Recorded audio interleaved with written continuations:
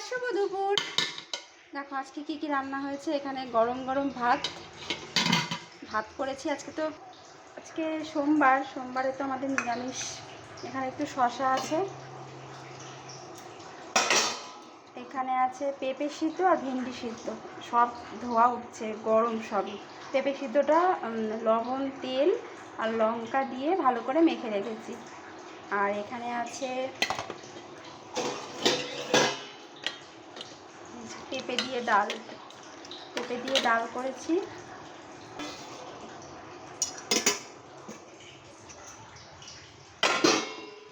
এখানে আছে বড়া ভাজা।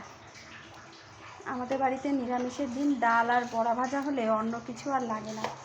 তো এখানে বড়া ভাজা আছে, আর এখানে আছে এই যে শাক ভাজা, কলমি শাক ভাজা করেছি, তো সেটাই রয়েছে।